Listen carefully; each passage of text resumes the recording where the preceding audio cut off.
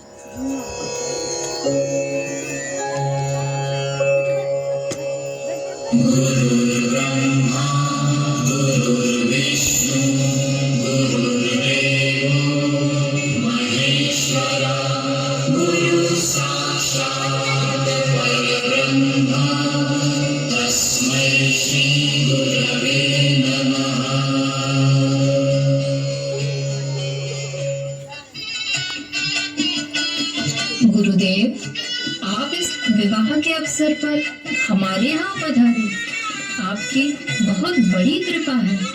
मेरी पुत्री बड़ी भाग्यशालिनी है जो नव जीवन के प्रारंभ में उसे आपका आशीर्वाद प्राप्त होगा।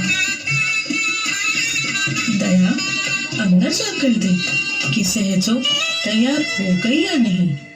यदि तैयार हो गई हो तो उससे कहना कि गुरुदेव पधार चुके हैं। उनका आशीर्वाद लेने के लिए जल्दी से यहाँ आ जाए। ठीक है माँ, अभी जाती हूँ।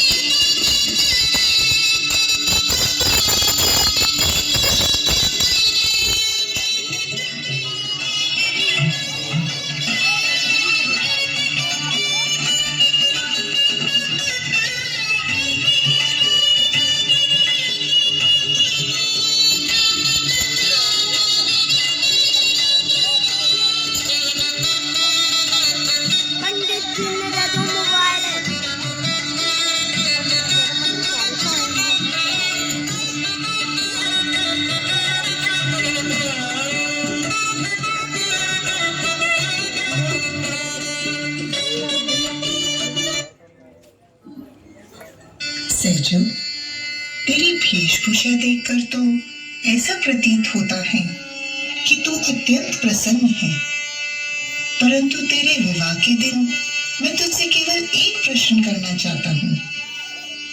जब इस संसार की प्रत्येक वस्तु नश्वर है, चाहे वो मनुष्य हो, चाहे पशु पक्षी, कीट पतंग आदि, कोई भी, तो ये जो तूने अपने वर के निमित्त श्रृंगार धारण किया है, क्या वो नश्वर नहीं है? क्या तेरा और उसका शरीर नश्वर नहीं? क्या तुझे ऐसा करके परमानंद की प्राप्ति हो जाएगी? देखो तो गुरुदेव सहजों से क्या कह रहे हैं। हमने तो सोचा कुछ और था और ये तो कुछ और ही कह रहे हैं। मैं अब चलता हूँ। जैसे एक बंजर भूमि में बीज बोने से कोई अंकुर प्रस्फुटित नहीं होता, परंतु उपजाऊ भूमि। गुरुदेव ने सत्य ही कहा है।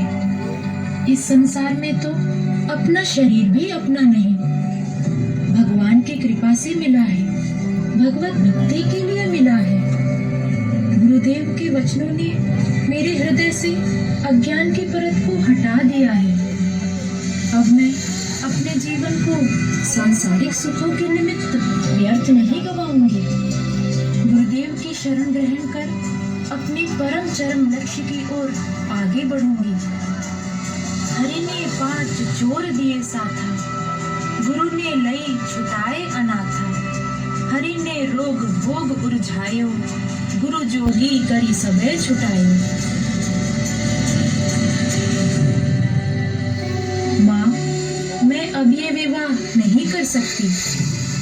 मैं जानती हूँ यह सुनकर आपको बहुत कष्ट होगा, आपके मान सम्मान को ठेस पहुंचेगी, परंतु मेरे इस निश्चय को मेरी भूल मानकर मुझे क्षमा कर दीजिए, अथवा यदि आप मुझे दंड का अधिकारी मानते हैं तो मुझे सहर्ष दंडित कीजिए। सहजो, तू पागल हो गई है क्या? संसार वाले क्या कहेंगे? तेरे बाबा की समाज में एक प्रतिष्ठा है, उनके मान सम्मान की तुझे थोड़ी भी चिंता नहीं है। अरे संतों का तो काम ही है जीवों को संसार से विरक्त करवाना, परंतु सभी उनके वाक्य के अनुसार जीवन यापन नहीं कर सकते। माँ, दीदी ठीक कह रही है और इन्हें अपना जीवन अपने हिसाब से जीने का पूरा अधिकार है। चुप कर, जरा सी लड़की ज्यादा ही बोलने लगी। सहजो, देख तेरी माँ हूं ना, तेरा भला ही तो चाहूंगी। तू मेरा कहना मान और विवाह कर ले। नहीं माँ, नहीं, मेरा निश्चय पर्वत की तरह अटल है। मैं विवाह नहीं कर सकती। जग जनमी जनमी दुख पाए, अब गुरु के लय शरण आए। माया ने हरि बिसराए, गुरुवर ने याद दिलाई। गुरुदेव शरण में आई, अब तो लो मोहि अपनाई। भाग्यवान, शांत हो जाओ, शांत हो जाओ। लगता है सहजो जो करना चाहती है उसमें गुरु कृपा व ईश्वर की इच्छा दोनों ही इसके साथ है। अभी अभी मुझे खबर मिली कि सहजो के दूल्हे का रास्ते में ही निधन हो गया।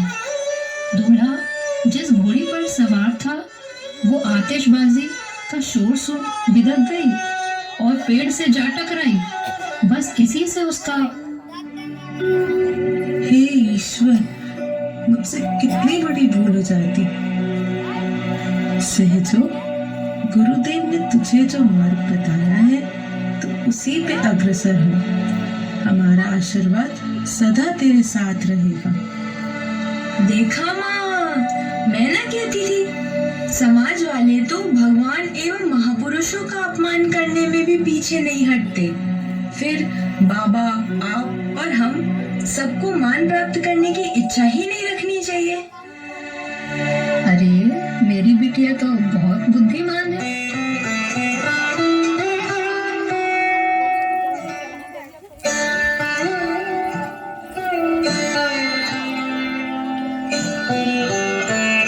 उनके गुरु ने उनसे उन्हें अपनी कुटिया में आमंत्रित करने की इच्छा प्रकट की। सहजोबाई की प्रसन्नता की सीमा ही नहीं थी। वे बड़े प्रेम से अपने गुरु के आगमन की प्रतीक्षा करने लगी। रसिक जन सुमन बरसाओ, रसिक सिर मोर आए हैं, मेरे गुरुदेव आए हैं।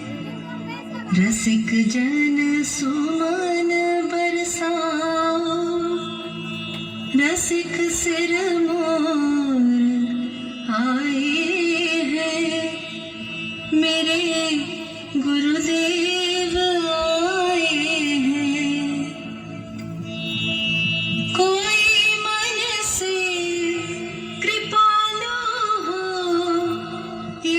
से भी कृपालु है। लुटाओ खुद को, लुटाओ इनको, ये भोले दयालु है। करो जयकार, गुन गाओ, रसिक सिर मोर आए हैं। मेरे गुरुदेव आए हैं। करो जयकार, गुन गाओ, रसिक सिर मोर